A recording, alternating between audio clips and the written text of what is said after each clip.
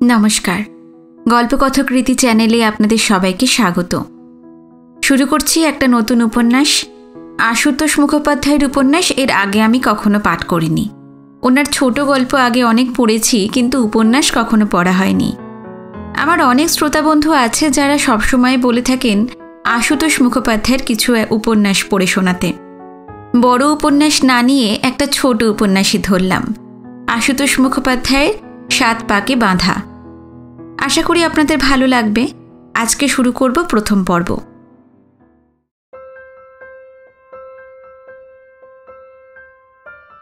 মফস্বল শহরের এক পাশ দিয়ে গঙ্গার ধার ঘেঁষা রাস্তার এক মাথায় এসে থেমেছে মেয়ে স্কুলের সামনে। উঁচু বাঁধানো রাস্তা, নিচে গঙ্গা।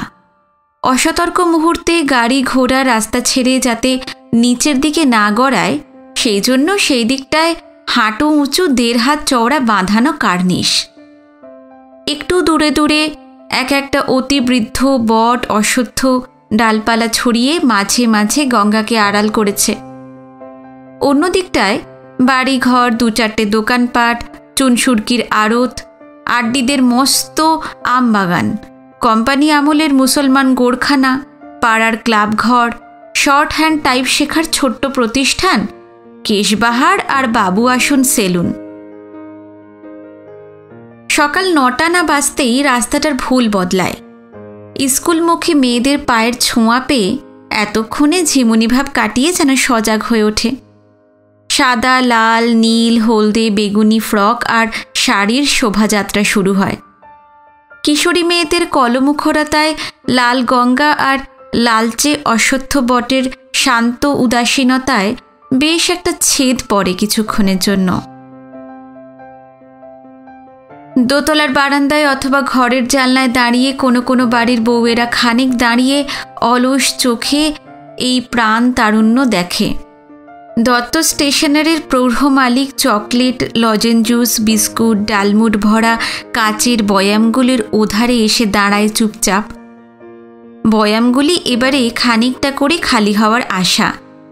বুড়ো মুদি মাখন শিকদার চাল, ডাল, তেল, নুল, মশলাপাতি ওজনের ফাঁকে অনেকবার অন্যমনস্ক হয়ে সামনের হাফ জানালার ভিতর দিয়ে মেয়েদের যাওয়া দেখে।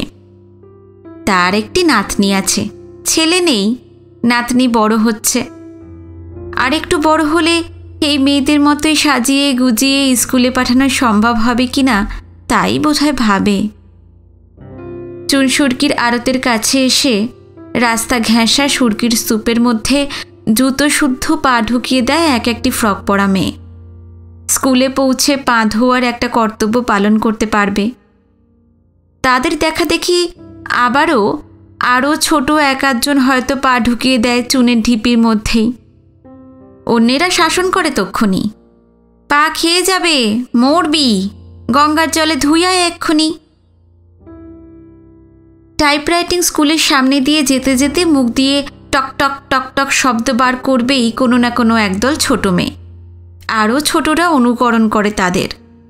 ক্লাবঘর পেরুনের সময় উঁচু ক্লাসের মেয়েরা চেষ্টা করে একটু গম্ভীর হতে, নতুবা দাড়ি গোপের আভাস নির্মমভাবে নির্মূল করে মাথার চুল পাট করে আঁচড়ে ফর্সা ধুতি আর ফর্সা স্যান্ডো গেঞ্জি পরে এই সময়টায় নিষ্পৃহ গাম্ভীর্যে ক্লাব ঘর ছেড়ে পথে এসে দাঁড়ায় 2-5জন নতুন বয়সের ছেলে।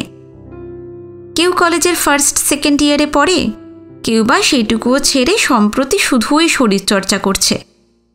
উঁচু ক্লাসের মেয়েরা মুখ গম্ভীর করে এদের প্রতীক্ষার মর্যাদা দেয়, কিন্তু একটু এগিয়েই এরাই আবার মুখে কাপড় গুজে হাসে সামনের কেশবাহার বা বাবু আসন সেলুনের দৌড় দিয়ে কাউকে ঢুকতে বেরুতে দেখলে। বিশেষ করে সদ্য চুল ছেঁটে কাউকে বেরুতে দেখা গেলে কম করে 20-30 জোড়া চপল চোখ সেই মাথাটা চড়াও করবেই। দলে দলে মেয়েরা যায় বই বুকে করে, বইয়ের ব্যাগ কাঁধে ঝুলিয়ে অথবা বই ভরা ছোট ছোট রং করা টিনের বাক্স দোলাতে দোলাতে। রাস্তা জুড়ে চলে তারা। এরই মধ্যে সাইকেল রিকশার ভেঁপো কানে এলে দুপাশে সরে আসে। তারপর ঘাড় ফিরিয়ে দেখে কে যায়। মাসভাড়া সাইকেল রিকশায় ঠাসাঠাসি হয়ে চলেছে মীরাদি আর প্রভাতী। মীরা সান্যাল, প্রভা নন্দী। ওই দুজনের পক্ষে ওইটুকু বসার জায়গা যথেষ্ট নয়। বড় মেয়েরা টিপ্পনি কাটে আর হাসে, ছোট মেয়েরা তাদের হাসির কারণ বুঝতে চেষ্টা করে। একটু বাদে আবার শোনা যায় সাইকেল রিকশার ভেঁপু। কে আসে? প্রতিভাদি আর শোভাদি। প্রতিভা গাঙ্গুলি, শোভাধর। তাদের দুজনের মাঝখানে আবার একটি ছোট মেয়েকে অন্তত বেশ বসিয়ে নিয়ে যাওয়া যায়। সাইকেল রিকশা অতিক্রম করার সঙ্গে সঙ্গে দুপাশ থেকে রাস্তার মাঝখানে জড়ো হয়ে চলতে চলতে বড় মেয়েরা এক একদিন সেই পুরনো গবেষণায় মেতে ওঠে। উল্টে পাল্টে ঠিক করলেই তো পারে সাইকেল রিকশা। মীরাদির সঙ্গে প্রতিভাদি আর প্রতিভাদির সঙ্গে শোভাদি, নয়তো মীরাদি আর শোভাদি আর প্রভাদি আর প্রতিভাদি। চিরাচরিত সিদ্ধান্তে এসে থামতে হয় আবার, অর্থাৎ যার সঙ্গে যার ভাব। আবার কি আসে? ও বাবা, মালতীদি আর স্মৃতিদি। মালতী রায়, স্মৃতিকর। হেডমিস্ট্রেস আর সহকারী হেডমিস্ট্রেস। সর সর, এই সর সর। রাস্তার দুপাশ ঘেঁষে চলে মেয়েরা। একটানা ভেঁপু বাজিয়ে সাইকেল রিকশা তরতরিয়ে চলে যায়। এদিক থেকেই আসেন মেয়ে স্কুলের বেশিরভাগ টিচার। শেয়ারের মাস ভাড়া সাইকেল রিকশা সকালে নিয়ে আসে, বিকেলে পৌঁছে দেয়। শুধু একজন ছাড়া, অর্চনা বসু। হেঁটে আসে, হেঁটেই ফেরে। 9:45 নাগাদ যে মেয়েরা স্কুলের কাছাকাছি এসেছে, নিজেদের অগোচরে মাঝে মাঝে পিছন ফিরে তাকাবে তারা। দেখতে পেলে অস্বস্তি, না পেলে উস্কুসুনি। ঠিক সময় ধরে এলে এক জায়গায় না এক জায়গায় দেখা হবেই। হেঁটে আসে, তবু সামনের দিকের মেয়েরা ঘাড় না ফিরিয়েই বুঝতে পারে অর্চনা দিয়ে আসছে। কারণ যেখান দিয়ে আসে তার আশেপাশের প্রাণতারুণ্য হঠাৎ যেন থেমে যায় একটু। কান সচকিত করা ভেঁপু নেই সাইকেল রিকশার, তবু সরবার পালা মেয়েদের। পথের মাঝখান থেকে ধারে সরে আসা নয়, ধারের থেকে মাঝখানে বা ও ধারে সরে যাওয়া। যে আসছে গঙ্গার দিকের কার্নিশ দেওয়া রাস্তার ধারটা যেন তার দখলে। ফ্যাকাশে সাদা গায়ের রং, ধপধপে সাদা পোশাক, সাদা ফ্রেমের চশমা, সাদা ঘড়ির ব্যান্ড, পায়ে সাদা জুতো, সব মিলিয়ে এক ধরনের সাদাটে ব্যবধান। মেয়েদের আভরণে যে সাদা রিক্ত দেখায় তেমন নয়, যে সাদা চোখ ধাঁধায় তেমন। বাড়ির বারান্দায় অথবা ঘরের জানলায় বউদের অলস চাউনিতে তখন ঔৎসুক্যের আমেজ লাগে একটু। কিন্তু এই সময়টায় দেওর ভাসুরদেরও অনেক সময় বারান্দায় বা জানলার দিকে আসতে দেখা যায় বলে তাদের সতর্ক থাকতে হয়। মুদি দোকানের বুড়ো মাখন শিকদার দোকান ছেড়ে এক একদিন দরজার কাছে এসে দাঁড়ায়। রিকশায় চেপে যে টিচাররা স্কুলে যান, তারা কখন যান চোখেও পড়ে না। শুধু এই একজনের সঙ্গেই আগামী দিনে তার পড়ুয়া নাতনির এক সহৃদয় সম্পর্ক কল্পনা করে মাখন শিকদার। কল্পনা করে আর ভয় ভয় দেখে। দত্ত স্টেশনারির প্রৌঢ় দত্ত ঘাবড়েছিল সেই 2 বছর আগে। সেও এই শ্বেত বসনা টিচারটিকে দেখে যত নয় তার থেকে বেশি তার সন্নিধানে মেয়েদের চকিত ভাবভঙ্গি দেখে। এ আবার কোত্থেকে জ্বালাতে এলো কে? তাকে দেখে মেয়েগুলো দোকানে ঢোকা দূরে থাক, দোকানের পাশ ঘেঁষেও হাঁটে না যেন। অনবধানে ঢুকে পড়ার পর কোনো মেয়ের সঙ্গে যদি চোখাচোখি হয়েছে, তো সেই মেয়ের মুখ যেন চোরের মুখ। কিন্তু কটা দিন যেতে না যেতেই মনে মনে খুশিতে আটখানা দত্ত, স্টেশনারির দত্ত।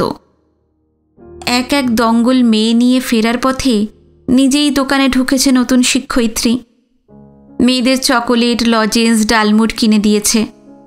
দত্ত ঠোঙা ভরেছে আর ভেবেছে টিচার ঠিক এমনটাই তো হওয়া উচিত। তা না, নিজেরা নাক উঁচু করে যাবেন সাইকেল রিকশায়, আর মেয়েগুলো হেঁটে মরুক, লজ্জাও করে না। কিন্তু 2 বছর বাদে এখন আবার ফ্যালফ্যাল করে চেয়ে থাকে দত্ত। বিরক্ত হয় না, শুধু অবাক হয়। কি হলো হঠাৎ? দোকানটাকে যেন আর চেনেও না, মেয়েগুলোকেও না।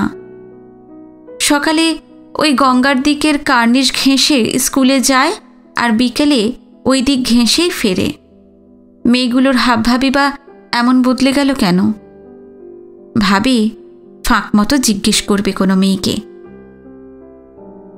সে আসছে টের পেলে চুনসুরকির ঢিপিতে পা গলাতে আসে না একটি মেয়েও। টাইপ স্কুলের সামনে মুখের টকটক শব্দ বন্ধ হয়ে যায়। স্যান্ডো গেঞ্জি পরা ছেলেরা স্যুট শার্ট ঢুকে পড়ে ক্লাব ঘরের মধ্যে। 2 বছর হলো অর্চনা বসু এসেছে এই মেয়ে স্কুলে। তার আসার গোড়ায় কটা দিন যেমন দেখা গিয়েছিল, এখন আবার ঠিক সেই রকমটি দেখে আসছে মেয়েরা। কোনো দিকে না চেয়ে রাস্তার ধার ঘেঁষে সোজা হেঁটে আসে। না, ঠিক কোনো দিকে না চেয়েও নয়, মাঝে মাঝে গঙ্গার পাড়ের দিকে চোখ পড়ে। জলের ধারে ছোট কোনো ছেলে মেয়ে দেখলে থমকে দাঁড়ায়। স্কুলের মেয়ে কিনা দেখে লক্ষ্য করে। চুনসুরকিতে পা ডুবিয়ে অনেক মেয়ে ঘটা করে পা ধুতে যেত। অনেক চঞ্চল মেয়ে আবার আসার পথে খেলার ছলে রাস্তার ধারের সেই হাঁটু উঁচু কার্নিশ থেকে দৌড়ে গঙ্গার পাড়ে নেমে যেত। জলের ধার ঘেঁষে ছুটোছুটি করতে করতে স্কুলের পথে এগোতো। বেশি দুরন্ত 2-1টা মেয়ে অনেক সময় জুতো আর বই হাতে করে জলে পা ভিজিয়ে চলতে গিয়ে আছাড় খেয়ে ভিজে ফ্রক আর ভিজে বই খাতা নিয়ে স্কুলে এসে হাজির হতো। এখন সেসব বন্ধ হয়েছে। হেডমিস্ট্রেস বা সহকারী হেডমিস্ট্রেস বা অন্য কোনো শিক্ষয়িত্রীর তাড়নায় নয়, অর্চনাদির ভয়ে। যাকে একবার নিষেধ করা হয়েছে তাকে দ্বিতীয়বার নিষেধ করতে হয় না আর। ছোট বড় সব মেয়েই জানে অর্চনাদের বিষম জলের ভয়। শুধু তার চোখে পড়ার ভয়েই এখন আর কেউ জলের দিকে পা বাড়ায় না। চোখে পড়লে কি হবে? অর্চনাদি রাগ করবে না, কটু কথাও বলবেন না। শুধু বলবে, জলের ধারে গেছিলে কেন? খেলার তো এত জায়গা আছে, তোমাদের দেখা দেখি আরও ছোটরাও তো যাবে, আর যেও না। ব্যাস, এইটুকুর মুখোমুখি হতেই ঘেমে ওঠে মেয়েরা। অথচ অন্য টিচারদের গঞ্জনাও গায়ে মাখে না বড়। অর্চনাদের বেলায় কেন এমন হয় বুঝে ওঠে না। মেয়েদের চোখে মহিলাটির এই জল ভীতির পিছনে অবশ্য ঘটনা আছে একটা। এখানে আসার পর অর্চনা বসুর প্রথম হৃদ্যতা এই স্কুলের মালি ভগবান তিওয়ারির বউ সাবিত্রীর সঙ্গে। স্কুলের চত্বরের এক প্রান্তে জোড়া আম গাছের পিছনের আটচালাতে বউ আর 2টো ছেলে মেয়ে নিয়ে থাকেন ভগবান তিওয়ারি। সবাই জানে, কিন্তু কেউ লক্ষ্য করে না। লক্ষ্য করার কারণ ঘটেনি কখনো, ঘটল অর্চনা আসার পর। টিফিনের সময়টুকু সহশিক্ষয়িত্রীদের জটলা এড়িয়ে নিরিবিলিতে কাটানোর জন্য অর্চনা এই জোড়া আম গাছের ছায়াটুকুই বেছে নিয়েছিল। বই হাতে সেখানে এসে বসত। স্কুল বাড়ি থেকে অনেকটাই দূরে, তাই কারোর চোখেই এটা স্বাভাবিক লাগেনি খুব। মেয়েরা প্রথম প্রথম সসম্ভ্রমে দেখত দূর থেকে। টিচাররা মুখ চাবাচাবাই করতেন আর মুখ টিপে হাসতেন। অর্চনা বই খুলে বসত বটে, কিন্তু পড়া হতো না। আমগাছের পিছনের আটচালায় 2টো ছেলে মেয়ের দস্যিপনার আভাস পেত। মাঝে মাঝে ছুটোছুটি করতে দেখত তাদের। ছেলেটার বছর 7 হবে বয়স, মেয়েটা বছর 3-এর। দুটোই সমান দুরন্ত, কিন্তু দুরন্তপনা ভুলে একদিন বেশ কাছে দাঁড়িয়েই হাঁ করে তারা ওদিকে চেয়ে চেয়ে দেখত। অর্চনা বই থেকে মুখ তুলতেই আবার ছুটে পালাত। আটচালার ভিতর থেকে ওদের মায়ের মুখখানাও মাঝে মাঝে উঁকি ঝুঁকি দিতে দেখা যেত। স্কুলের অত বড় বাড়ি ছেড়ে এই গাছতলায় বসে বই পড়াটা দুর্বোধ্য লাগত বোধহয়। একদিন ওই ছোট মেয়েটার আচমকা আর্তচিৎকারে বই ফেলে অর্চনাকে উঠে দাঁড়াতে হয়েছিল। ছাপড়া ঘরের ভিতর থেকেই শব্দটা আসছে। মেয়েটা তারস্বরে চেঁচাচ্ছে। এগিয়ে এসে ঘরের মধ্যে উঁকি দিয়ে যা দেখল, চক্ষু স্থির। গোবর ল্যাপা মাটির মেঝেতে মেয়েটাকে চিৎ করে ফেলে তার বুকের ওপর চেপে বসে আছে ছেলেটা, আর মেয়েটা যত চেঁচায় ছেলেটার তত ফুর্তি। ঘরের ভিতর ঢুকে এক হ্যাঁচকায় ছেলেটাকে টেনে তুলল অর্চনা। মেয়েটার দম বন্ধ হওয়ার উপক্রম। ততক্ষণে ওদের মাও এসে ঢুকেছে ঘরে। আধ ভেজা কাপড়ে, অনুমান কুয়োতলায় ছিল। অর্চনাকে বলতে হলো না কিছু, নিজেই দেখেছে ছেলের কাণ্ড। ছেলেটাকে একটু কড়া সুরেই ধমক দিল অর্চনা। ওর বুকের ওপর চেপেছিলে কেন? ও যদি মরে যেত? মরে যাওয়াটা তো বোঝে না, কিন্তু বোনের বুকের ওপর চেপে বসার এই ফলটা ভয়ানক, অপ্রত্যাশিত। হাঁ করে মুখের দিকে চেয়ে রইল শুধু। আর একরত্তি মেয়েটাও ব্যথা ভুলে গা ঝাড়া দিয়ে উঠে দাঁড়িয়ে অবাক নেত্রে তাকে নিরীক্ষণ করতে লাগল। অদূরে আধহাত ঘোমটা টেনে দাঁড়িয়ে আছে ওদের মা। অর্চনার হাসি পেয়ে যাচ্ছিল। তাড়াতাড়ি বেরিয়ে এসে গাছতলায় বই নিয়ে বসলো আবার। কিন্তু বইয়ে চোখ দেবার আগেই ছেলেটার বিকট কান্নায় সচকিত হয়ে উঠল। বোঝা গেল মায়ের শাসন শুরু হয়েছে। কিন্তু একই রকম শাসন, মেরে ফেলবে নাকি ছেলেটাকে? থাকতে পারল না, আবার উঠতে হলো, এগোতে হলো। ভগবান তেওয়ারির বউয়ের মাথায় ঘোমটা গেছে, ফর্সা হৃষ্টপুষ্ট চেহারা, 1.5 হাত প্রমাণ একটা সরু ডাল দিয়ে বেশ আয়েশ করে ছেলে পিটাচ্ছে সে। ছেলেটা মাটিতে লুটোপুটি খাচ্ছে আর গলা ফাটিয়ে চিৎকার করছে। মায়ের ভ্রুক্ষেপ নেই, ওইটুকু শরীরে জায়গা বেছে বেছে জুত মতো ঘা বসাচ্ছে। বোনের বুকে চেপে বসে ছেলেটা কত অন্যায় করেছে সেটা সে নিজেও সঠিক উপলব্ধি করেনি। এমন একটা অন্যায় করেছে যার দরুন গাছতলা থেকে ওই সাদা পোশাকের মাস্টার বিবিকে উঠে আসতে হয়েছে, এইটুকুই শুধু বুঝেছে। তাই শাসন তেমনই হওয়া দরকার। তীক্ষ্ণ কণ্ঠে ধমকে উঠল অর্চনা। ও কি হচ্ছে? মেরে ফেলবে নাকি ছেলেটাকে? চমকে ফিরে তাকালো ভগবান তিওয়ারির বউ। থতমত খেয়ে তাড়াতাড়ি মাথায় ঘোমটা তুলে দিয়ে ছড়ি হাতে জড়সড় হয়ে দাঁড়িয়ে রইল। ফেলো ওটা হাত থেকে, ফেলো বলছি। ফেলে দিল। ধুলো মাটি মাখা শরীরে ছেলেটাও উঠে দাঁড়ালো। নাকের জলে চোখের জলে একাকার, কিন্তু বিস্ময়ের ধাক্কায় কাঁদতেও পারছে না, শুধু হেঁচকি তুলছে। ছোট মেয়েটা এক কোণে দাঁড়িয়ে ভয়ে ভয়ে কাণ্ড কারখানা দেখছে। মায়ের উদ্দেশ্যে এবার একটু নরম সুরে অর্চনা বলল, এমন করে মারে? বুঝিয়ে বলতে হয় তো। ফিরে আসতে গিয়েও ছেলেটার দিকে চেয়ে থমকে দাঁড়ালো। 2-1 মুহূর্তে সংকোচ কাটিয়ে তার হাত ধরে ডাকল, আয় আয় আমার সঙ্গে। গাছতলায় এসে বসল। ওকে বলল, বস এখানে। হাতের উল্টো পিঠে চোখ মুছতে মুছতে ছেলেটা বসল। একটু ভড়কে গেছে। অর্চনা বই হাতে তুলে নিল। পড়ার জন্য নয়, এমনি। চোখ পড়ল ছেলেটার ধুলো মাখা পিঠের ওপর। দাগড়া দাগড়া দাগ পড়ে গেছে, ফুলে উঠেছে এক এক জায়গায়। অস্ফুট কাতরোক্তি করে উঠল। ওর মায়ের ওপর রাগে লাল হয়ে উঠল প্রথমে, তারপর নিজের ধপধপে সাদা রুমাল বার করে পিঠটা মুছে দিল। রুমালটা ওর হাতে দিয়ে বলল, চোখ মুখ মুছে ফেল বেশ করে, দুষ্টুমি করিস কেন? ছেলেটা চেয়েই আছে। তার কচি পিঠের মারের দাগগুলোর ফলাফল বুঝলে খুশি হতো। ফর্সা রুমালটা ময়লা মুখে লাগাতে সংকোচ। অর্চনা আবার বলল, মুছে ফেল, রুমালটা তো তোকেই দিলুম। চোখ মুছে একটা সম্পত্তি হাতে নিয়ে বসে থাকার মতোই রুমাল হাতে করে বসে রইল ছেলেটা। তোর নাম কি? গণেশ। তোর বোনের নাম?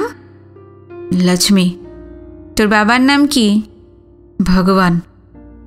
তুই পড়িস? মাথা নাড়ল, পড়ে না। টিফিন শেষ হওয়ার ঘণ্টা পড়ল। অর্চনা বই হাতে করে উঠে দাঁড়ালো। আচ্ছা, এবার যা, ঘরে যা।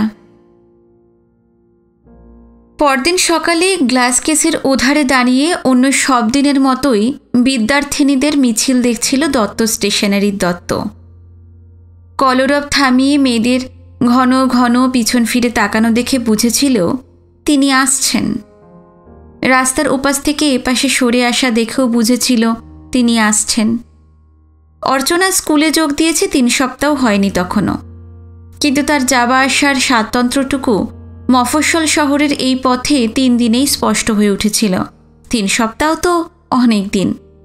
পসারের দিক থেকে কাল্পনিক বাধা ভেবে দত্তর মনোভাব তখন বিরূপ। কিন্তু দত্ত হকচকিয়ে গিয়েছিল সেদিন। রাস্তার ওপার দিয়ে দোকানটা ছাড়িয়ে যাবার মুখে অর্চনা দাঁড়িয়ে পড়েছিল। ঘুরে দোকানটাকে দেখেছিল দু একবার। দত্ত ভেবেছিল কোনো মেয়ে ঢুকেছে কিনা তাই দেখছে, কিন্তু না। রাস্তা পেরুল, দোকানে ঢুকল, টফি আর লজেন্স কিনল, ছোট ছোট কলের পুতুল কিনল দুটো। তারপর দোকানের চারদিকে একবার দেখল আর কি নেওয়া যায়। এক কোণে ঝকঝকে ট্রাইসাইকেলটার ওপর চোখ পড়ল। দত্তর মনে হলো ওটাই চাইবে, কিন্তু কি ভেবে মত পরিবর্তন করল বোধহয়। একটা রবারের বল নিল শুধু। কাগজের বাক্সয় পুতুল আর বল প্যাক করে হাত কচলাতে লাগলো দত্ত। আমগাছতলায় বই খুলে বসে অনেকক্ষণ কান পেতেছিল অর্চনা, কিন্তু পিছনের চালা ঘরে জনপ্রাণীর সারা শব্দ নেই। মালির ঘরে কাল ঢুকে পড়েছিল, ঢুকতে হয়েছিল বলে। আজ সংকোচ। মালির বউটা অবাক হবে। অর্চনা বসুর তাগিদ কোথায় ও জানে না, কেউ জানে না। ওই মালির ঘরেই আজও না এসে পারবে না, না এসে পারেনি। পিছনের গলিপথ দিয়ে ঠিক সেই সময় ছেলে মেয়ে নিয়ে গঙ্গার ঘাট থেকে চান সেরে ফিরেছে ভগবান তিওয়ারির বউ সাবিত্রী। সিক্ত ছাপা শাড়ি ভিজে গায়ে লেপটে আছে। টানাটানি সত্ত্বেও মন মতো ঘোমটা উঠল না মাথায়। ছেলেটা একটু থতমত খেয়েই এক দৌড়ে ভিতরের উঠোনের দিকে গা ঢাকা দিল।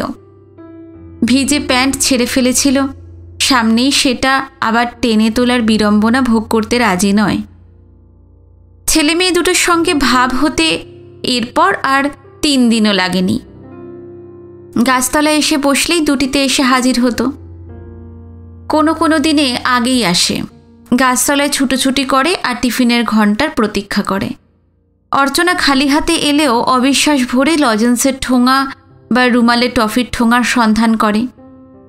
ভাই বোনের রেশারেশিও কম নয়। ছেলের জন্য বই স্লেট আনার ফলে মেয়ের জন্য আনতে হয় আর এক দফা।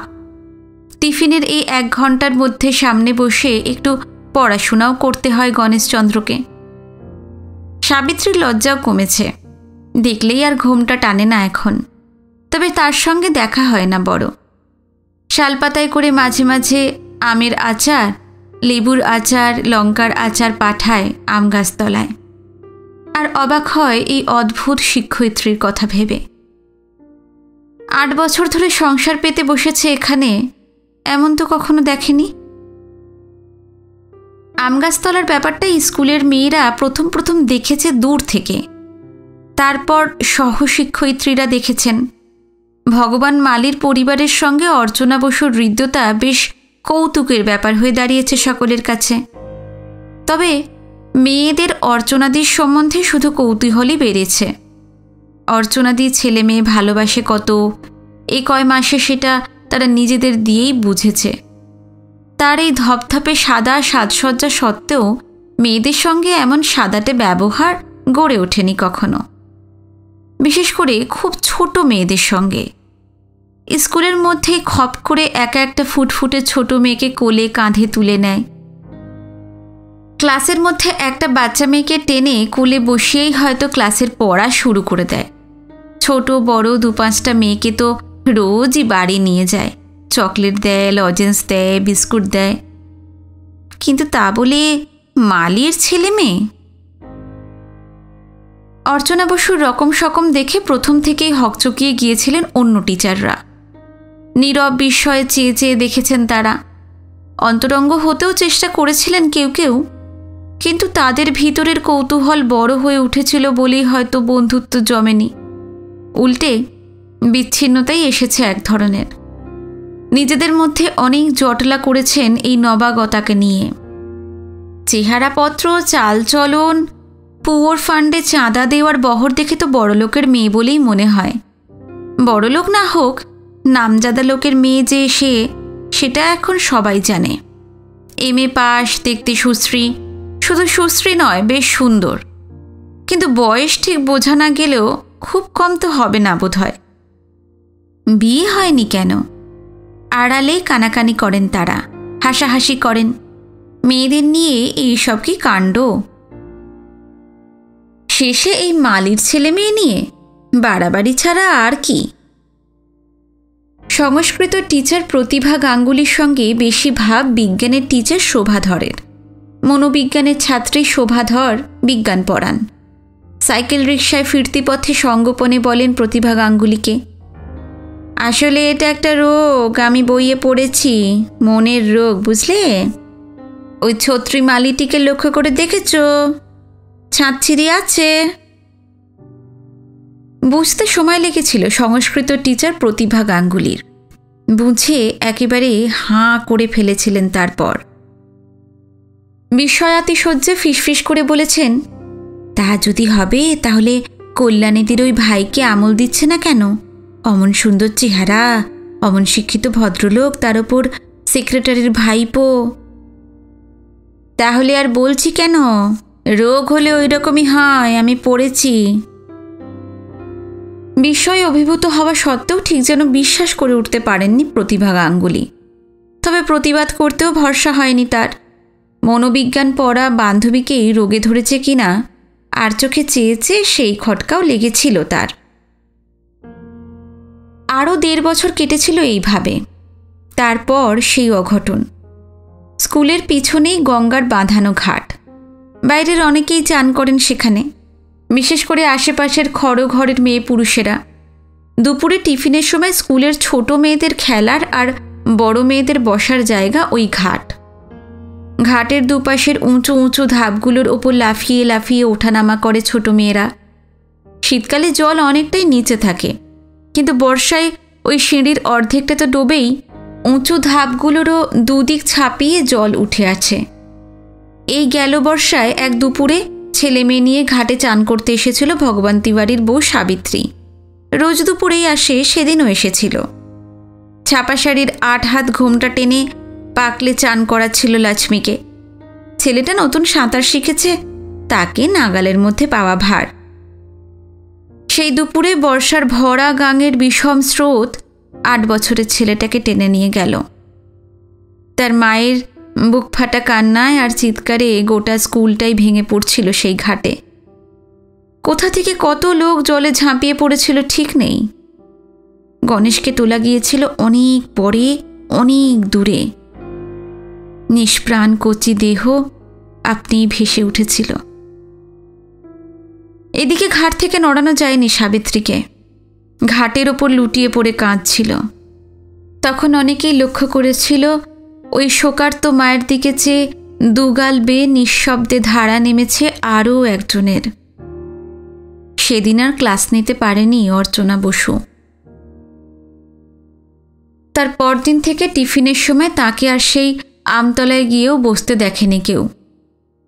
এরপর গঙ্গার দিকে যতবার চোখ গেছে ততবার যেন শিউরে শিউরে উঠেছে অর্চনা। বর্ষার লাল জলে শিশুর দেহগ্রাসী লালসার বিভীষিকা দেখেছে। মেয়েরা দৌড়দৌড়ি করে, ছুটোছুটি করে ওই ধাপগুলোর ওপর। ফসকে বা টাল সামলাতে না পেরে একবার উপাসে পড়লে। আতঙ্কে অস্থির হয়ে অর্চনা দৌড়ে গেছে হেডমিস্ট্রেসের কাছে। টিফিনে মেয়েদের ঘাটে যাওয়া বন্ধ করতে হবে। বড় মেয়েরা গেলে ছোট মেয়েরা যাবে, সেটা অত্যন্ত ভয়ের কথা। হেডমিস্ট্রেস অবাক, বলেন, কিন্তু ওই মালির ছেলেটা তো চান করতে গিয়ে ডুবেছে, আমি মেয়েদের আটকাবো কেন? ভয়ের কি আছে আর কেন আটকানো দরকার অর্চনা বুঝিয়ে দেয়।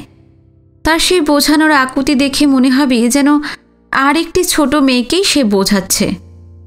হেডমিস্ট্রেস চুপচাপ তার মুখের দিকে চেয়ে থাকেন খানিক, পরে বলেন, আচ্ছা, আমি তাদের সাবধান করে দেব। কিছু বলার জন্যই বলা, নইলে কিছুই তিনি মনে করবেন না জানা কথা।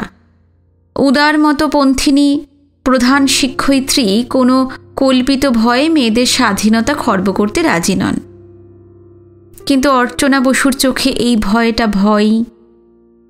কাজেই যা করবার নিজেই করতে বসল। একদিন দুদিনে কাজ হলো না, কিন্তু 4-5 দিনের মধ্যে হলো। অর্চনা বসু তো মাস্টারি করে বাধা দিতে যায়নি কোনো মেয়েকে। তার নিষেধের মধ্যে অব্যক্ত অনুনয়টুকুই বাধা হয়ে দাঁড়িয়েছিল বড় মেয়েদের কাছে। অবশ্য একেবারেই ঘাটের মায়া ছাড়িয়ে উঠতে পারেনি তারা, কিন্তু অর্চনাদের চোখে চোখ পড়তেই কেমন যেন লজ্জা পেয়ে গেছে। অনুযোগ ভরা ওই ঠান্ডা দু চোখের অস্বস্তি তারা কাটিয়ে উঠতে পারেনি। ঘাটে আসা ছেড়েছে আর নিচু ক্লাসের ছোট মেয়েদেরও আগলে রেখেছে, ফলে টিফিনের সময় ঘাট এখন খাঁ খাঁ করে। মেয়েরা জেনেছে অর্চনাদের জলের খুব ভয়, কিন্তু সহশিক্ষয়িত্রীরা মুখ টিপে হেসেছে। কানে কানে ফিসফিস করেছে মীরাদি আর প্রভাদি, প্রতিভাদি আর শোভাদি। বিজ্ঞানের টিচার আর মনোবিজ্ঞানের ছাত্রী শোভাধর তার মত একটু বদলেছেন। রোগ ঠিকই, কিন্তু যে রোগ ভেবেছিলেন সেই রোগ নয়। ভগবান তিওয়ারির ওই কচি ছেলেটা জলে ডোবায় কয়েকদিনের মধ্যেই মত বদলাবার মতো কারণ কিছু ঘটেছিল। অর্চনা বসুর এই বাৎসল্যজনিত আতঙ্কের পিছনে অন্য কিছু আভাস পেয়েছেন সকলেই, বিস্ময়কর কিছুর।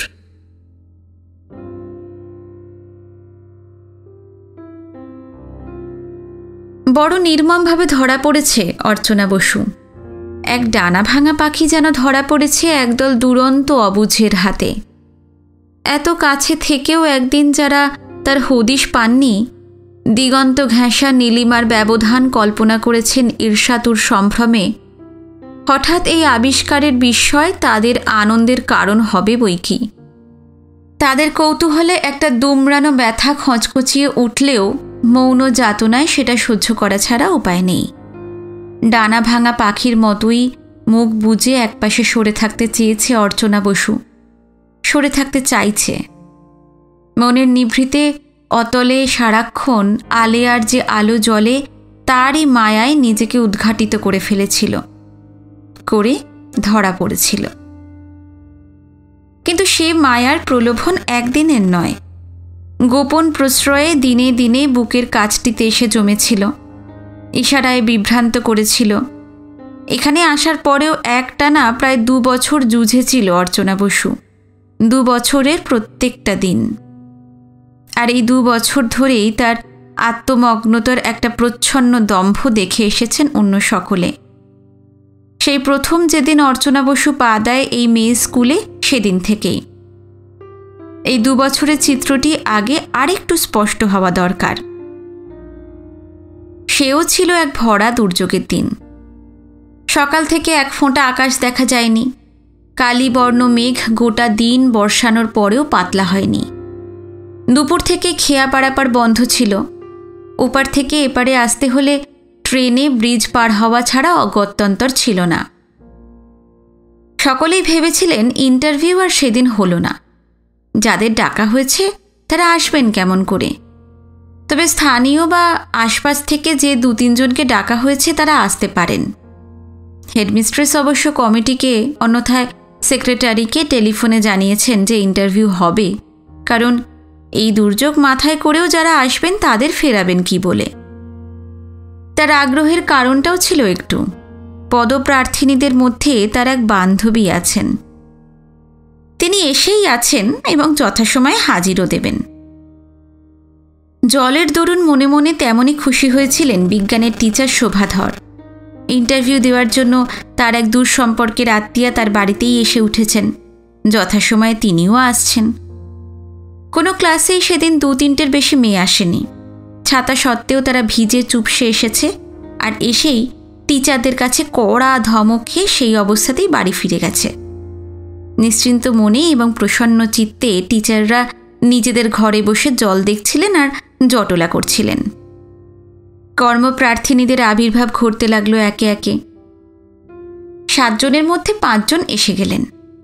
হেডমিস্ট্রেস আর শোভাধর দেখলেন তাদের বান্ধবী বা আত্মীয়র মতো প্রায় সকলেই চালাক।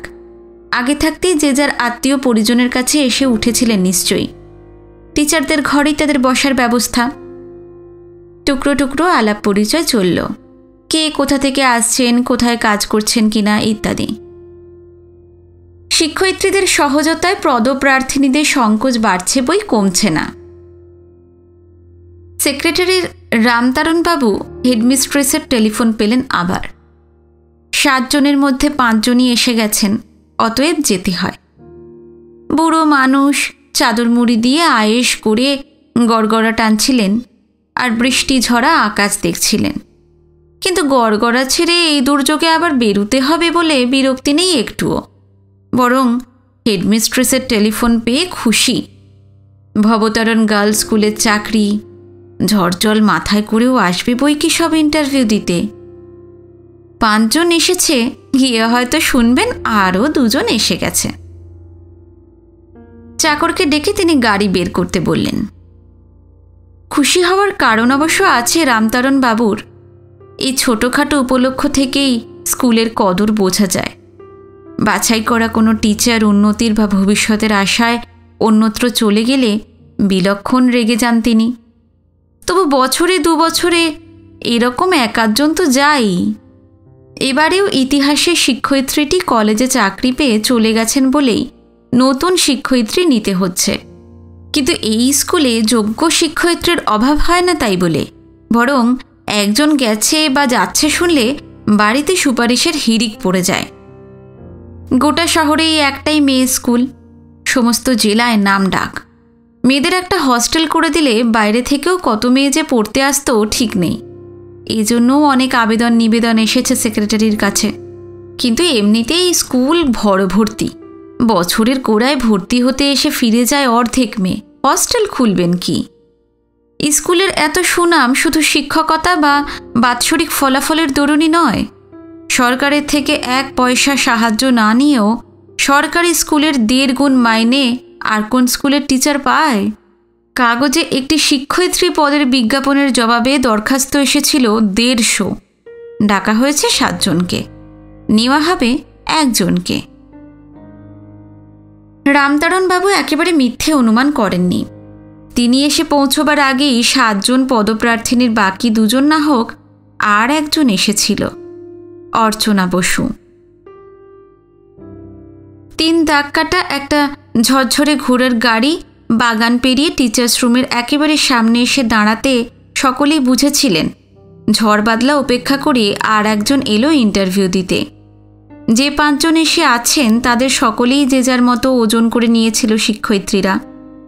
নতুন কৌতূহলে ঘোড়ার গাড়ির দিকে চোখ ফেরালেন তারা।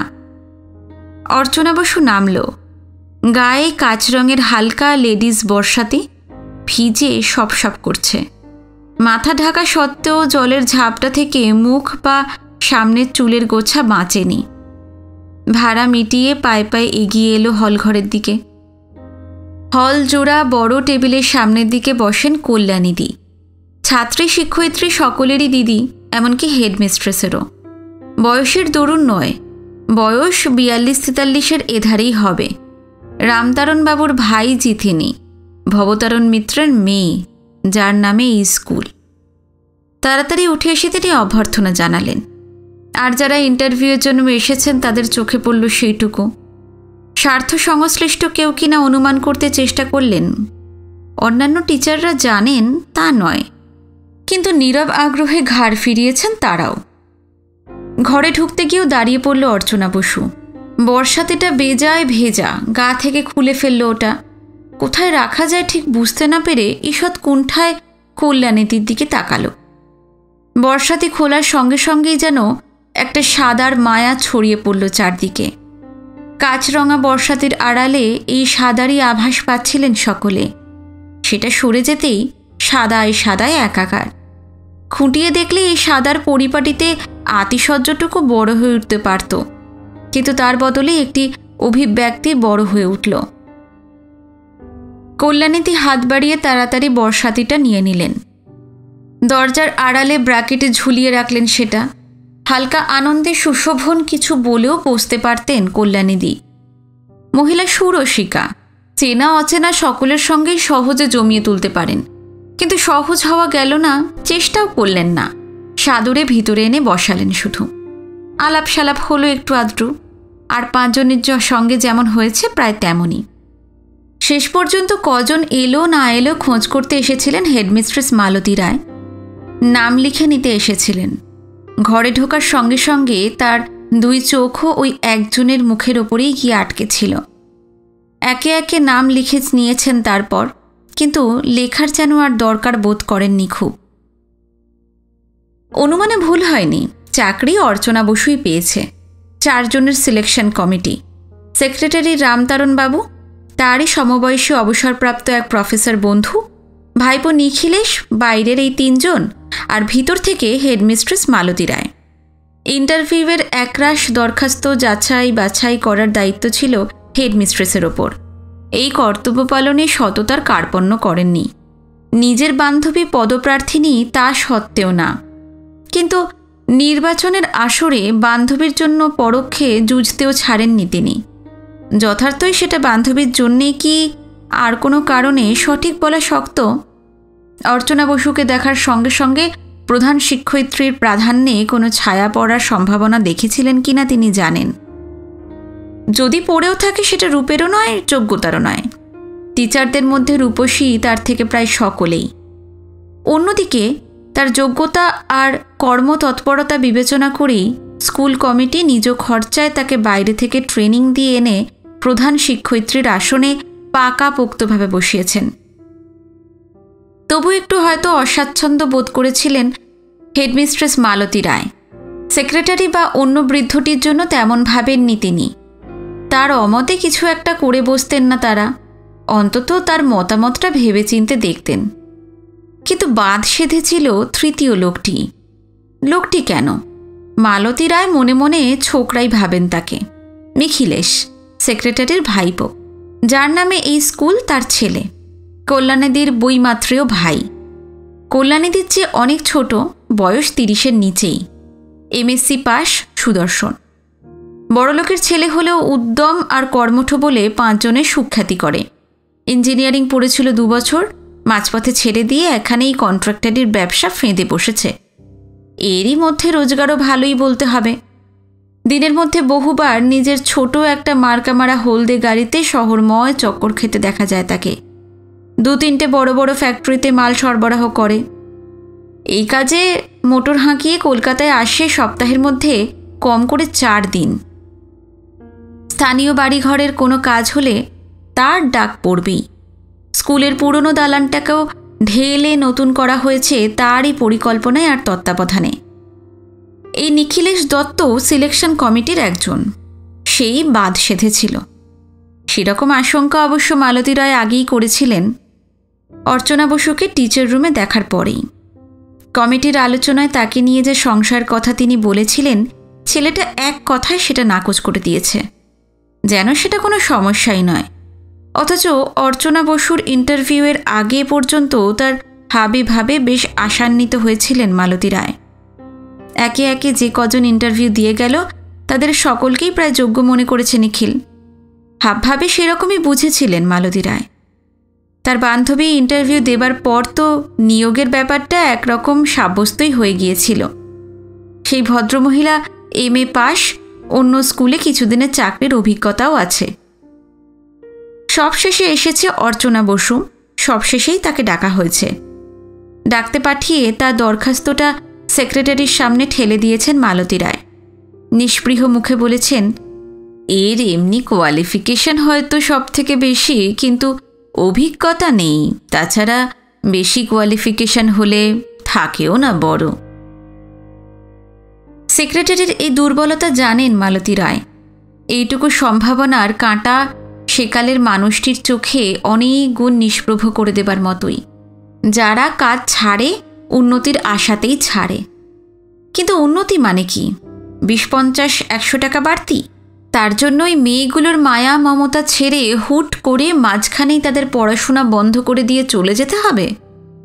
এরকম মনিয়ে স্কুলে পড়াতে আসা কেন? মেয়ে তৈরি করতে আসা কেন? গুণ যতই হোক, এই ত্রুটির দিকটা বরদাস্ত করতে রাজি নন সেক্রেটারি রামতারণ বাবু। কিন্তু অর্চনা বসু ঘরে ঢোকার সঙ্গে এই সবই বেমালুম ভুলে গেলেন তিনি। শান্ত, নম্র অভিবাদনের জবাবে বৃদ্ধটি তার মুখের দিকে শুধু চেয়ে রইলেন। সমবয়সী প্রফেসর বন্ধুটিও। নিষ্পৃহ মুখে গদি আঁটা চেয়ারে গা এলিয়ে দিয়ে বসেছিল নিখিলেশ। নিজের অগোচরে আস্তে আস্তে সোজা হয়ে বসল। যেভাবে বসেছিল সেইভাবে বসে থাকাটা যেন অসম্মানজনক হতো। এমনকি হেডমিস্ট্রেস মালতী রায়ও ভিতরে ভিতরে একটু বিব্রত বোধ করতে লাগলেন।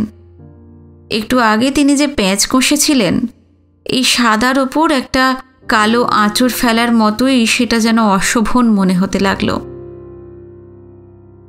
2-4 মুহূর্ত নিষ্পলক চেয়ে থেকে ওই মুখে মহাশ্বেতায় শুভ্র বেদনা পুঞ্জীভূত দেখলেন যেন সেক্রেটারি রামতারণবাবু। সাদর অভ্যর্থনা জানালেন। বসো মা, বসো। তার সামনে শূন্য চেয়ারটিতে অর্চনা বসল। মা ডাকটা হেডমিস্ট্রেসের কান এড়াল না। ইন্টারভিউ হয়ে গেল, আর সকলের যতক্ষণ লেগেছিল তার অর্ধেক সময়ও লাগেনি। সংশয় যেখানে রেখাপাত করে না সেখানে যাচাই করবেন কতক্ষণ? সাধারণ 2-4টে মাত্র প্রশ্ন করা হয়েছিল, সেও শুধু রামতারণবাবুই করেছিলেন, আর কেউ না। দরখাস্তের ওপর চোখ বুলিয়ে জিজ্ঞাসা করেছেন, MA পাশ করেছো 4 বছর আগে, এর মধ্যে আর কোথাও কাজ করেছো? অর্চনা মাথা নেড়ে জানিয়েছে কিছুই করেনি। প্রশ্ন শুনে মনে মনে একটুখানি হিসেব করে নিয়েছিল নিখিলেশ। 4 বছর আগে MA পাশ করলে এখন কত হতে পারে? 26-27। আর কারোর দরখাস্ত চেয়ে দেখেনি। বয়স দেখার জন্য এটাই বা কাকার কাছ থেকে হাত বাড়িয়ে নেয় কি করে? কিন্তু এই বয়সে ঠিক এরকম কেন? ভালো করে দেখেও ঠাউর করতে পারেনি কি রকম। রামতারণবাবু জিজ্ঞাসা করেছেন, এর আগে তাহলে ছেলে মেয়ে পড়াওনি কখনো? না। এরপর হেডমিস্ট্রেসের কথাটা মনে পড়েছিল রামতারণবাবুর। দরখাস্তের ওপর আর একবার চোখ বুলিয়ে জিজ্ঞাসা করেছেন, তোমার যা কোয়ালিফিকেশন, কলেজে চাকরি পাওয়া তো কঠিন নয়, স্কুলে আসতে চাইছো কেন? স্কুল ভালো লাগবে মনে হয়েছে। জবাবটুকুও ভালো লেগেছিল রামতারণবাবুর। 2-4 কথার পর তাকে বিদায় দিয়ে সকলের মনোভাব আঁচ করতে চেষ্টা করেছেন। তারপর অপ্রাসঙ্গিক মন্তব্য করেছেন, এই মেয়েটির মধ্যে একটা লক্ষ্মীশ্রী আছে। প্রফেসর বন্ধু হালকা হেসে শুধরে দিয়েছেন, সরস্বতীশ্রী বলো, সরস্বতীশ্রী। রামতারণবাবু খুশি মুখে স্বীকার করে নিয়েছেন। তারপর সকলের উদ্দেশ্যে প্রশ্ন করেছেন, তাহলে আপনারা কি বলছেন? তাহলে যে কি হেডমিস্ট্রেস অনুমান করেছেন। জবাব এড়িয়ে স্বমনোযোগে দরখাস্তগুলো নাড়াচাড়া করতে লাগলেন তিনি। জবাবটা এবার প্রফেসর বন্ধুর কাছ থেকেই আসার কথা, কিন্তু তিনিও কিছু বললেন না। অতএব রামতারণবাবুই নিজের মত ব্যক্ত করে ফেললেন, আমার তো মনে হয় এই মেয়েটিকেই নেওয়া উচিত। প্রফেসর বন্ধুও সায় দিলেন। মালতী রায় বললেন, উনি থাকেন যদি ওকেই সিলেক্ট করা উচিত, কিন্তু শেষ পর্যন্ত টিকে থাকবেন কি না। নিখিলেশ চেয়ারে গা এলিয়ে দিয়েছে আবার, হেসে বলল, তাহলে আর ইন্টারভিউতে ডাকলেন কেন? আমি দরখাস্ত বাছাই করেছি, বিবেচনার দায়িত্ব সকলের। সুদক্ষা হেডমিস্ট্রেস হিসেবে তার জোর কম নয়, সেই জন্যই সেক্রেটারির বিশেষ স্নেহের পাত্রীও তিনি। তার খটকাটা একেবারেই উড়িয়ে দিতে পারেন না রামতারণবাবু, কিন্তু কথাবার্তায় মার্জিত হলেও বলার যা নিখিলেশ খোলাখুলি বলে। বলল, থাকবে কি থাকবে না সে আপনাকে লিখে পড়ে দিচ্ছে কে? মালতী রায় সাফ জবাব দিলেন, যাকেই নেওয়া হোক লেখাপড়া করেই নেওয়া উচিত এবার থেকে। এরকম সিজনের মাঝখানে ছেড়ে গেলে বড় অসুবিধে হয়। বিসদৃশ শোনাবে জেনেও নিখিলেশ বলেই ফেলল, হলেও ওই লেখাপড়ার কোনো মানে নেই। আপনি যদি এখন স্কুল ছেড়ে কলেজে প্রিন্সিপাল হয়ে যেতে চান, লেখাপড়ার দায় আপনাকে আটকে রাখার কোনো অর্থ হয় না, তাতে ফল ভালো হয়। সে কথা যাক, কাকে নেওয়া হবে এখন সেটাই ঠিক করুন। মনে মনে রামতারণবাবু ভাইপোর ওপর একটু ক্ষুণ্ণ হলেন, আবার প্রধান শিক্ষয়িত্রীর মতেও সায় দিতে পারলেন না। ফলে সমস্যার সমাধান করতে গিয়ে যে প্রস্তাব করে বসলেন সেটা আশা করেনি বোধহয় কেউই। বললেন, ছেড়ে গেলে অসুবিধা তো হয়ই, আবার দেখে শুনে বাছাই করে না নিয়েই বা পারা যায় কি করে? তা এক কাজ করো তোমরা, তেমন কোয়ালিফাইড কাউকে না পেলে একই গ্রেডে আমরা হায়ার স্টার্টও দিতে পারি। একে না হয় তাই দাও, মাইনেটা গোড়া থেকেই ভালো হয়ে যাওয়ার কথা নাও ভাবতে পারে। হেডমিস্ট্রেস কয়েক নিমেষ অবাক হয়েছে, পরক্ষণে হেসে ফেলেছিলেন। চট করে সামলে নিয়ে মাথা নেড়ে বললেন, আচ্ছা। ওদিকে ইন্টারভিউ শেষ করে আবার টিচার্স রুমে ফিরে এসেছে অর্চনা বসু। যাবে কি করে? অঝরে জল পড়ছে, গোটা আকাশটা গুরু গম্ভীর। স্টেশন কম করে 5 মাইল। জলের দরুন চট করে গাড়ি পাওয়া সহজ নয়, আর এই জলে গাড়ি ডেকেই বা আনে কে? ইন্টারভিউ পর্ব শুরু হতেই টিচাররা বেশিরভাগ যে যার সুবিধে মতো ছুটছাট সরে পড়েছেন। কেউ গেছেন সাইকেল রিকশায়, কেউ বা আকাশের মতিগতির দিকে লক্ষ্য রেখে ছাতা ভরসা করে বেরিয়ে পড়েছেন। পদপ্রার্থিনীদের আত্মীয় স্বজনরা ঘোড়ার গাড়ি নিয়ে এসেছেন একে একে। কে কোন দিকে যাচ্ছেন জেনে নিয়ে কেউ কেউ তাদের সঙ্গও নিয়েছেন।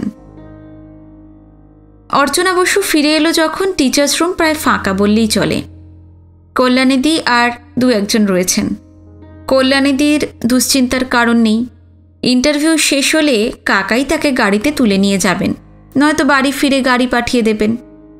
অবশ্য কাকার সঙ্গে এক বাড়িতে থাকেন না তিনি, নিজের ছোট্ট আলাদা বাসা আছে।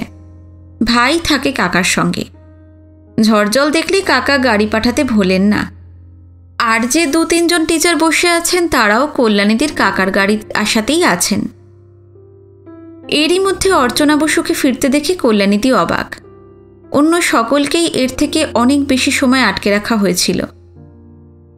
এ তো গেল আর এলো, হয়ে গেল। আগের চেয়ারটিতে বসেই অর্চনা মাথা নাড়ল শুধু। বাইরের দিকে চেয়ে ফিরবে কি করে সেই সমস্যাই তখন বড় হয়ে উঠেছে। ইন্টারভিউ প্রসঙ্গে কল্যাণীদি বা আর কারোর আগ্রহ খেয়াল করল না। কল্যাণীদি একটু নিরাশ হলেন। ইতিহাস শিক্ষয়িত্রীর শূন্যস্থানে একেই তিনি আশা করেছিলেন। কি জানি কেন মনে হয়েছিল একে পেলে স্কুলের লাভ আর শ্রীবৃদ্ধি হবে। কমিটি 4 জনের মধ্যে 2 জনেই তার আপনজন, সে কথা আভাসে ব্যক্ত করতেও লজ্জা। সেভাবে কোনোদিন নিজেকে জাহির করেন না তিনি। মেয়েদের ড্রয়িং টিচার পরিচয়েই খুশি। এমনকি গোড়ায় গোড়ায় এখানকার হেডমিস্ট্রেস অনেকদিন তো জানতেই পারেননি যে কল্যাণীদির বাবার নামেই এই স্কুল, আর যিনি লজ্জিত হয়েছিলেন বড় কম নয়। কল্যাণীদি অর্চনা বসুর চাকরি হওয়া সম্ভব কিনা স্থির করতে না পেরে নিজের অগোচরেই ছোটোখাটো একটা ইন্টারভিউ নিয়ে ফেললেন। একটা হালকা আলাপে সুরে জিজ্ঞাসা করলেন, বিয়েতে অনার্স ছিল আপনার? বাইরে থেকে চোখ ফেরালো অর্চনা, মাথা নাড়ল, ছিল না। তাহলে আর কেমন করে হবে চাকরি, মনে মনে ভাবছেন কল্যাণীদি। কিন্তু সঙ্গে সঙ্গে খটকাও বাঁধল। তাহলে ইন্টারভিউ পেল কি করে? দরখাস্ত বাছাই করে ইন্টারভিউতে ডাকা হয়েছে, চেহারা দেখে তো ডাকা হয়নি। তাহলে এমএ বোধহয়। আপনি কি এমএ? এবারেও বাধা না দিয়ে অর্চনা মাথা নেড়ে জানালো তাই। বাইরের দিকে তাকালো, চট করে জল থামার কোনো সম্ভাবনা দেখছে না। আবারও সমস্যা কল্যাণীদির, কেমন এমএ? হেডমিস্ট্রেসের বান্ধবীর ক্যান্ডিডেটটি মাঝারি এমএ, তার উপর মেয়ে পড়ানোর অভিজ্ঞতাও আছে। 2-5 মাসের অভিজ্ঞতার ভারী তো দাম। হেডমিস্ট্রেস তলায় তলায় কিছু কারসাজি করলেন কিনা চকিতে সে সংশয় জাগল। কিন্তু এদিকে যে কথাই বলে না, কি হলো না হলো বোঝা যাবে কি করে? অবশ্য মুখ দেখে আঁচ করা যাচ্ছে খানিকটা, কিন্তু এই স্কুলের চাকরির ব্যাপারে এই ধরনের নিষ্পৃহতা ভালো লাগে না কল্যাণীদির। বুঝতে যখন চেয়েছেন, না বুঝে অথবা না বুঝিয়ে ছাড়ার পাত্রীও নন মহিলা। তার কৌতূহলে রাগ ঢাকা নেই। তাছাড়া বলতেও পারেন দিব্যি রসিয়ে মজিয়ে। বললেন, আমি ভাই ড্রয়িং টিচার এখানকার, তা বিদ্যে বুদ্ধি বুঝতেই পারছেন। এদের নাকি বিএ অনার্স নয়তো ভালো 2nd ক্লাস এমএ চাই। আপনাকে তো দেখেই ভালো লেগেছে, আপনার হলে বেশ হয়। আপনি 2nd ক্লাস তো? এর পরের প্রশ্নটাই হতো কেমন সেকেন্ড ক্লাস, কিন্তু সেই প্রশ্নের আর অবকাশ পেলেন না কল্যাণীদি। তার কথা শুনে অর্চনা বসু মুখের দিকে চেয়ে একটু হাসল, তারপর মাথা নাড়ল, না সেকেন্ড ক্লাস নয়। ও হরি, কল্যাণীদির ভাবনা চিন্তা গেল। একটু যেন সংকোচ বোধ করলেন, না তুললেই হতো কথাটা। তার ধারণা দ্বিতীয় শ্রেণীও যখন নয়, তৃতীয় শ্রেণী ছাড়া আর কি। কিন্তু যাকে জিজ্ঞাসা করেছেন তার হাসির মধ্যে যেন বিব্রত ভাব দেখলেন না একটুও। চকিতে আবার মনে হলো, তৃতীয় শ্রেণী হলে তো ইন্টারভিউতে ডাকার কথা নয়, বিশেষ করে দ্বিতীয় শ্রেণীর দরখাস্তের যেখানে অভাব নেই। তাহলে আর যেটা থাকে, ভরসা করে জিজ্ঞেস করে ওঠা সহজ নয়। চোখ বড় বড় করে চেয়ে থাকেন খানিক। একটাই মাত্র শ্রেণী মানায় বটে, শেষে বলেই ফেললেন ঝপ করে, তবে কি ফার্স্ট ক্লাস নাকি? অর্চনা হেসেই ফেলেছিল। অন্য 2-3 জন টিচার ঘুরে বসে সরাসরি নিরীক্ষণ করেছেন তাকে, আর আনন্দের উত্তেজনা কল্যাণীদির কণ্ঠস্বরে, বিস্ময় ভরা চ্যালেঞ্জ গোছের। তাহলে আপনার চাকরি হবে না কেন? হবে না কেউ তো বলেননি। না, কেউ বলেনি অবশ্য, মানে আমার মনে হচ্ছিল। ইন্টারভিউ থেকে এসে যেভাবে আপনি আকাশ দেখছিলেন, ভাবলাম এখানে যা হবার হয়ে গেছে, ভালোই ভালোই বাড়ি ফিরতে পারলেই বাঁচেন। তার মুখের দিকে তাকিয়ে অর্চনা আবারও একটু হাসল। ভদ্রমহিলার এই বয়সের সঙ্গেও যেন সরল তারুণ্যের আপোষ দেখল। তার অভিযোগটুকুও স্বীকার করে নিল সে। হ্যাঁ, তাই তো ভাবছিলাম, এই জল শিগগির থামবে না বোধহয়। বোধহয় কেন, আজ আর মোটেই থামবে না। তা আপনি যাবেন কোথায়? কলকাতায়? অর্চনা মাথা নাড়ল। তাহলে তো মুশকিল, এখানে কেউ নেই আপনার? না, বলতে যাচ্ছিল স্টেশন পর্যন্ত যদি কেউ গাড়ি ডেকে দেয়, কিন্তু বলা হলো না। বাইরের দিকে চেয়েই চুপ করে রইল। এই জলে কারোর পক্ষে বেরোনো সম্ভব নয়। কালীবর্ণ আকাশের ভাব বিকার নেই। কল্যাণীদি বললেন, নাই যদি যেতে পারেন একটা দিন থেকে যাবেন, আপনার কোনো অসুবিধা হবে না, আমি ব্যবস্থা করে দেব। ঈষৎ বিড়ম্বিত মুখে অর্চনা জানালো, না না, যেতে হবে। কল্যাণীদি ভেবে বলেননি, মনের আনন্দেই বলে ফেলেছেন এই পর্যন্ত। ফার্স্ট ক্লাস শোনার পর থেকেই ভিতরে ভিতরে তার দারুণ আনন্দ হচ্ছে। অত গুণের সঙ্গে বাইরের স্ত্রীর বরাবরই একটা শুকনো বিরোধ কল্পনা করে এসেছিলেন। বোধহয় সেটা সত্যি নয় দেখেই খুশি। যেতে হবে শুনে খেয়াল হলো, সত্যিই তো থাকা চলে না। ইন্টারভিউ দিতে এসে অজানা অচেনা জায়গায় গোটা একটা রাত কাটানোর সম্ভাবনায় যে কোনো মেয়েই অথই জলে পড়বে। কল্যাণীদি ঘড়ির দিকে তাকালেন। সবে 3টে, কিন্তু মনে হচ্ছিল সন্ধে। ঢের সময় আছে, জল একেবারে না ছাড়ুক, ধরবে একটু নিশ্চয়ই। বললেন, তাহলে আপনাকে কিছু ভাবতে হবে না, আপনাকে স্টেশন পর্যন্ত পৌঁছে দেবার ব্যবস্থা আমি অন্তত করে দিতে পারবো। অর্চনা খানিকটা নিশ্চিন্ত হল। নীরবে তার দিকে চেয়ে কৃতজ্ঞতা জ্ঞাপন করল। বেয়ারার হাত দিয়ে হেডমিস্ট্রেসের ঘরে কাকার কাছে চিরকুট লিখে পাঠালেন কল্যাণীদি। জনা কতক আছি, বাড়ি পৌঁছেই গাড়িটা পাঠাও, আর নিখিলকে বাড়িতে থাকতে বলো। গাড়িটা মস্ত এক সাবেকি আমলের চক মিলানো দালানের আঙিনায় ঢুকে পড়ল যখন, অর্চনা তখনও জানে না কোথায় এসেছে। কল্যাণীদির আহ্বানে গাড়ি থেকে নেমে দ্বিধান্বিত চরণে তাকে অনুসরণ করল। রামতারণবাবু নিজের ঘরেই বসেছিলেন। উঠে সাদর অভ্যর্থনা জানালেন, বললেন, এসো মা, এসো। এই জলটা তোমাকে অসুবিধায় ফেলেছে, কিন্তু আমার লাভ হলো। বসো। কোথায় এসেছে জানতে পেরে অর্চনার কুণ্ঠা আরও বেড়েছিল, কিন্তু বৃদ্ধটিকেও ভালো লেগেছিল। 2 কথার পরেই স্কুলের প্রশংসায় পঞ্চমুখ।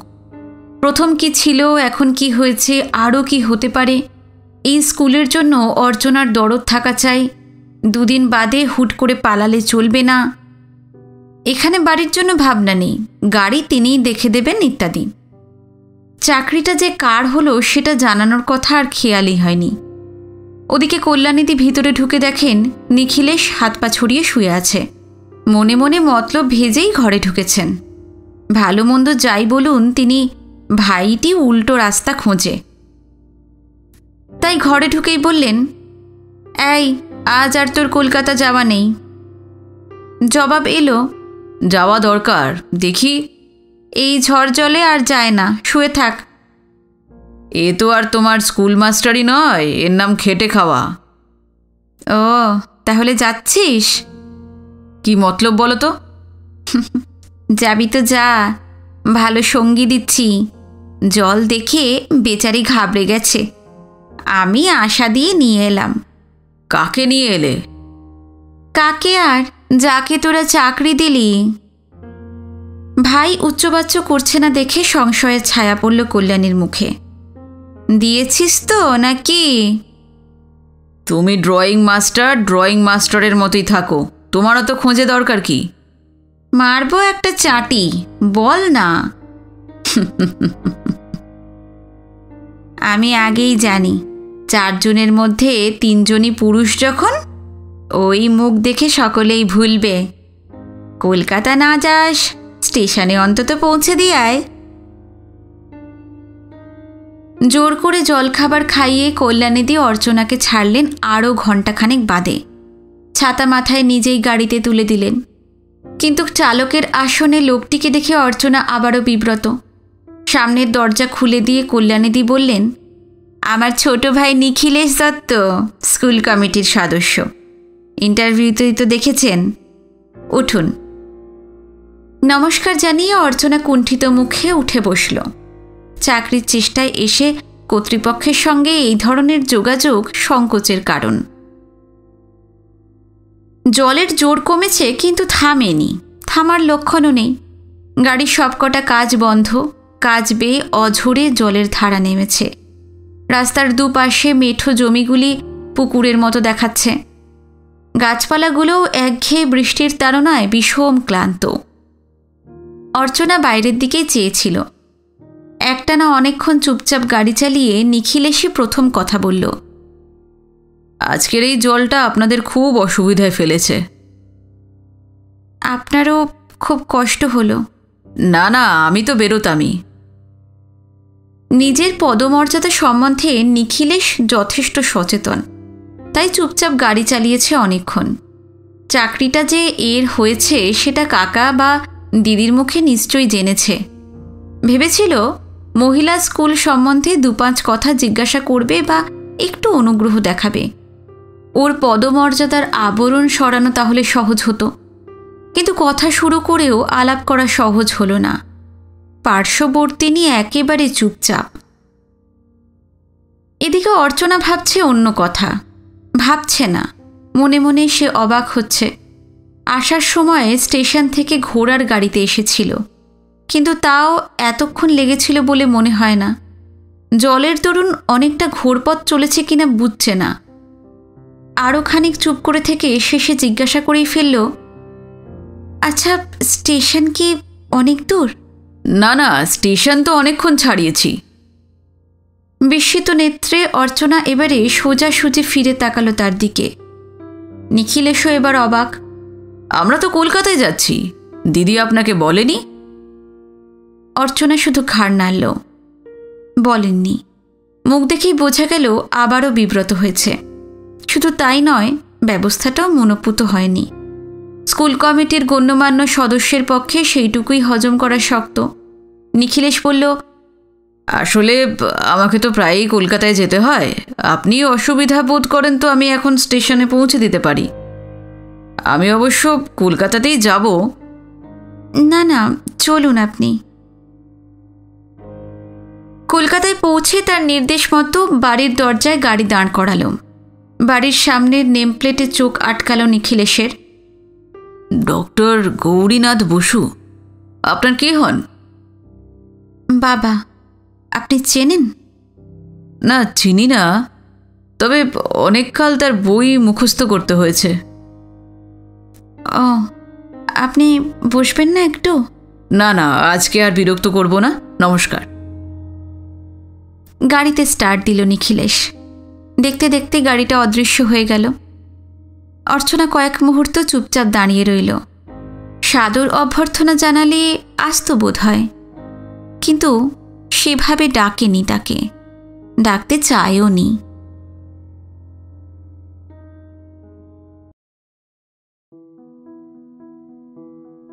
প্রথম পর্ব আজকে এখানে শেষ করলাম। সাত পাখি বাঁধা উপন্যাসের প্রথম পর্ব আপনাদের কেমন লাগলো অবশ্যই জানাবেন। দ্বিতীয় পর্ব নিয়ে খুব শিগগিরই ফিরছি। যারা নতুন এসেছেন, গল্প পাঠ ভালো লাগলে অবশ্যই চ্যানেলটা সাবস্ক্রাইব করে রাখবেন। আজকে এই পর্যন্তই, আবার দেখা হচ্ছে নতুন পর্বে। নমস্কার, সবাই ভালো থাকবেন।